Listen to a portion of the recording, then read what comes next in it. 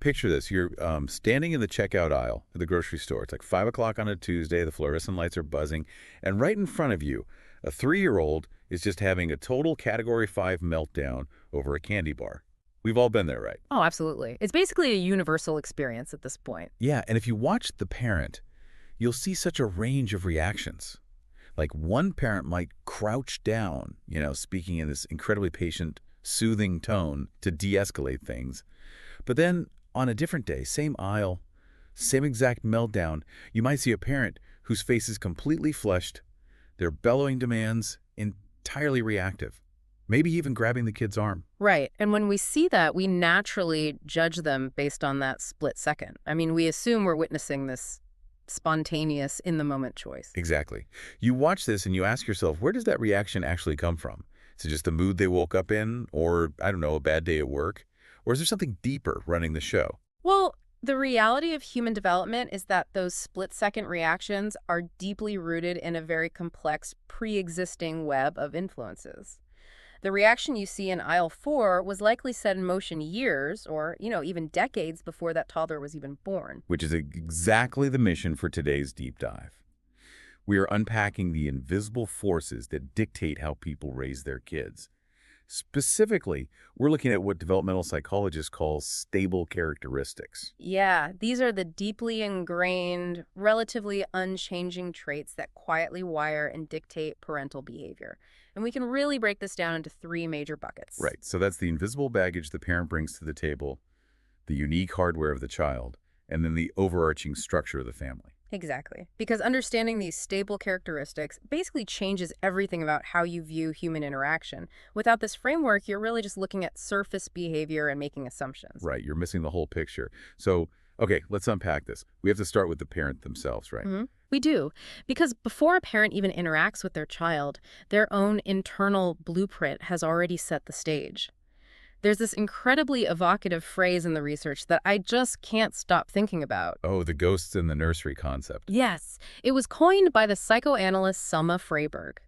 It is such a powerful concept. It refers to how a parent's own childhood experiences, specifically their early attachments with their own caregivers, basically haunt their current parenting. Wow, haunt. That is a strong word. It is, but the data on this is staggering. When researchers look at a mother's internal working model of attachment, meaning how she perceived her relationship with her own mother, it actually predicts her infant's attachment classification 75% of the time. Wait, 75%? Yeah. That is massive. It's a huge correlation, yeah. It makes me think of like an old software operating system running secretly in the background of a computer. You think you're making fresh parenting choices, but the data is all being processed through this decades-old code. That is a perfect analogy. But wait, I have to push back here. If someone had a harsh childhood, if their ghosts are particularly nasty, are they just doomed by bad code to be a punitive parent? Because that sounds incredibly deterministic. Well, it does sound bleak, but the mechanism isn't completely rigid. That's where another stable characteristic steps in to sort of intercept the process, which is personality. Okay, so personality can override the history. Absolutely. A history of an unhappy or unstable childhood can definitely lead to harsh, power-assertive parenting. But researchers have found that specific personality traits can act as a circuit breaker and completely moderate or compensate for a negative past. Let me guess, it's traits like, I don't know, extreme patience or self-awareness? Close. It's optimism, trust, and above all, empathy. Empathy is the psychological ability to genuinely experience events from the child's point of view. Okay, that makes sense.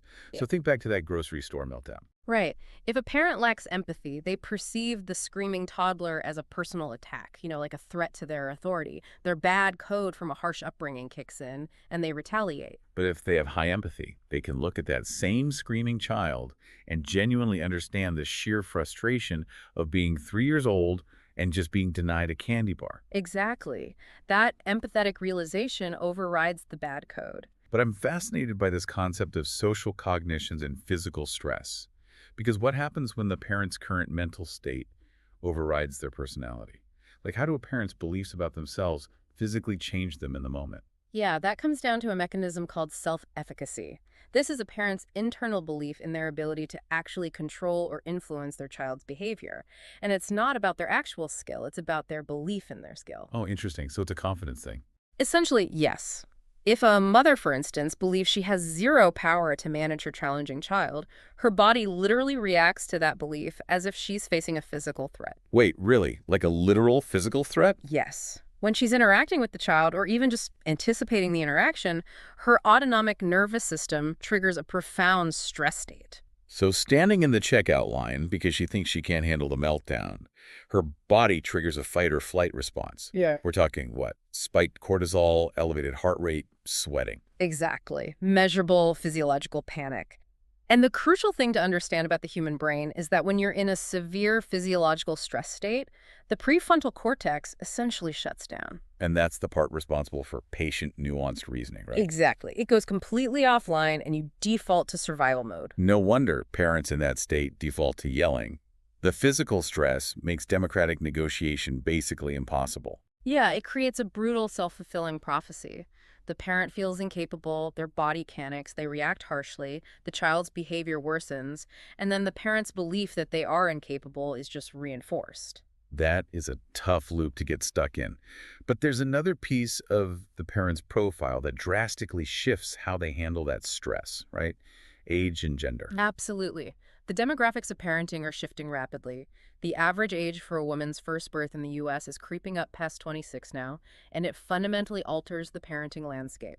I mean, when you look at the data, comparing mothers in their 30s to adolescent mothers, the mechanics of their parenting are starkly different. They really are. Older mothers are talking to their kids more, actively structuring the environment to prevent issues rather than just reacting to them, and they use significantly less physical punishment. And the ripple effect of that is wild. Yeah. The children of mothers who give birth in their 30s actually achieve higher levels of education down the line, which makes sense. A 35-year-old just has a different level of cognitive maturity than a 19-year-old. And financial stability, too. But we can't ignore fathers in this equation either. Societal trends have pulled fathers into much more egalitarian co-parenting roles. Right, like maternal employment rising and all that. Exactly. But the father's life stage is also a profoundly stable determinant. Studies indicate that very young fathers and older fathers over 45 have subtle but distinct impacts on their children's social development compared to men in the middle of the bell curve. But a 35-year-old parent's patience is only half the equation, right? Mhm. Because that patience is going to be tested very differently by a colicky newborn versus a highly verbal, hyperactive toddler. Oh, 100%. The parent software is constantly crashing into the child's hardware. Which brings us to the child's own stable characteristics. For a very long time, developmental psychology treated children like blank slates. Like, the assumption was that parents just wrote their will onto the child. But the reality is entirely bidirectional. The child dictates the parent's behavior just as much as the parent shapes the child. Exactly. And the single most undeniable influence on parental behavior is actually the child's age. Because it forces constant adaptation. I mean, you can't parent a surly, independent 15-year-old the way you parented them when they were a clingy 5-year-old. Right. The child's physical and cognitive evolution demands that the parent constantly bring their own rulebook and write a new one. And if they refuse to adapt, the relationship fractures. Here's where it gets really interesting, though.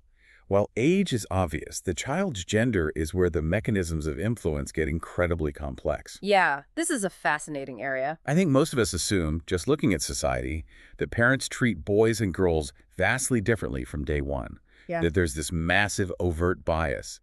But the meta-analyses actually show something surprising. They do. When you aggregate hundreds of studies, those broad, robust differences we expect to see mostly vanish. Parents don't universally withhold warmth from boys or discipline girls with entirely different rules. The overt treatment is surprisingly similar. So where do we see the impact of gender? We see it in the incredibly subtle, often unconscious micro-interactions. The subtle stuff is wild, specifically because it reveals the parent's implicit biases. Like that fascinating study about trips to the emergency room. Oh, yes. That one always surprises people. It's crazy. After an ER visit for a minor physical injury, parents are 4 times more likely to warn their daughters to be careful about engaging in physical activities than they are their sons. It's a perfect example of a societal mechanism at work.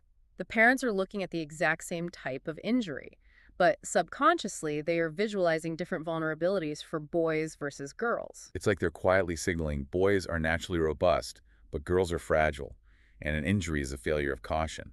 4 times more likely. And the way fathers use language is another massive micro-interaction. Fathers of female toddlers are observed singing to them more, and their vocabulary is heavily weighted toward emotions and the body. Meanwhile, with their sons, those same fathers engage in significantly more rough and tumble play, more wrestling, and their language focuses heavily on achievement and winning. Right. And the parents genuinely believe they're treating their children equally, but these subtle mechanical differences, like the singing versus the wrestling, are quietly socializing the children into traditional gender roles. It's the water we swim in. We don't even notice it. So, okay, we have the child's age and gender, but we have to talk about the heavy hitter in the child's corner, which is temperament. Yes. Temperament is basically the biologically rooted behavioral style of the child. It's their neurological baseline. Like, how emotionally expressive are they? How intensely do they react to a sudden, loud noise? Exactly. How quickly do they adapt to a new routine? Historically, researchers categorize this into an easy child, a difficult or highly reactive child, and a slow to warm up child. I always think about a child's temperament like a thick wool sweater. If you're wearing that sweater in the dead of winter in a freezing cabin, it's the most amazing, comforting thing in the world. Right, it's perfectly suited for the environment. But if you wear that exact same sweater in July, in the middle of a desert, it's unbearable and prickly. The sweater didn't change at all, the environment did. That is exactly the core of the concept called goodness of fit. It's never just about the child's temperament in a vacuum. It's the match that matters. Exactly. A quiet, introverted child might be labeled as good by a parent who values peace and quiet. But that exact same child might be labeled rude by a highly extroverted parent who expects their kid to cheerfully greet every stranger. It's the collision of the two stable characteristics. If the fit is poor, the parent has to burn immense cognitive energy trying to adjust. And there's a concept within this called the differential susceptibility hypothesis that really takes this dynamic and turns it up to 11. Oh, this is the one about reactive kids being like sponges, right? Yes, it's one of the most vital mechanisms in developmental psychology. It suggests that children with difficult or highly reactive temperaments aren't just harder to parent, their nervous systems are actually more porous. So they're physically and psychologically more susceptible to the environment they're raised in. Exactly. An easygoing kid is more like a rock. If they get mediocre parenting, they just kind of roll with the punches. They tune out the noise. But a highly reactive child registers every single external stimulus at maximum volume. The stakes are incredibly high for them. If they are raised by harsh parents, they absorb all that toxicity. They are at a massive risk for severe behavioral problems. But the flip side is where it gets fascinating. If that same sponge-like child is raised by parents who use highly attuned, sensitive discipline, they often achieve significantly better outcomes than the easygoing kids because they absorb the positive environment just as deeply. They are simply more influenced by the child rearing practices they receive. that completely flips the script on having a difficult child. That's so cool. Before we move on to the family structure, though, I have to ask about birth order. The ultimate cocktail party psychology. Right. Like, firstborns are type A achievers, middle kids are ignored peacemakers, youngest are wild. Is there actual mechanical truth to this? It is largely a myth, at least in the rigid way pop culture talks about it.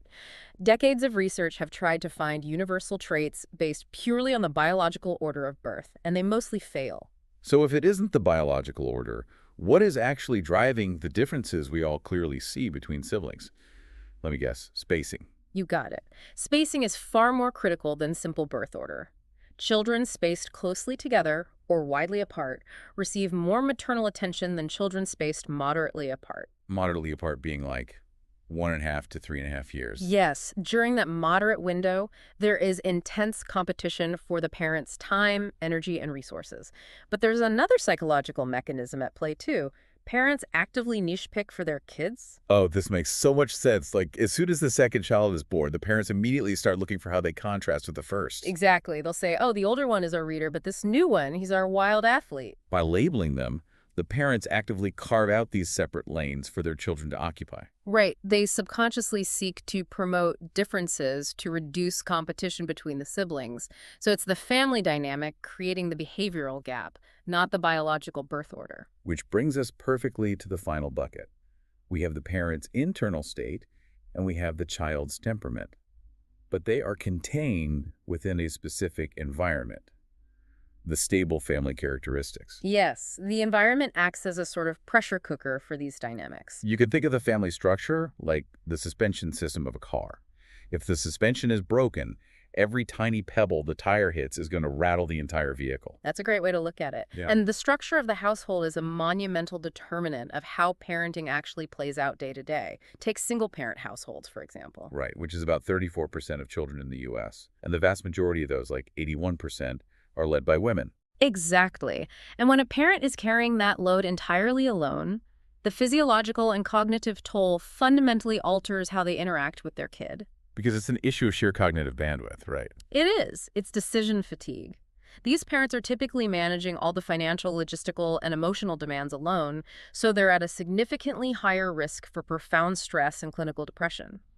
By 6 p.m., their cognitive reserves are often entirely depleted. And when you're that depleted, you just can't engage in patient, democratic negotiation over a screaming toddler's candy bar. Right.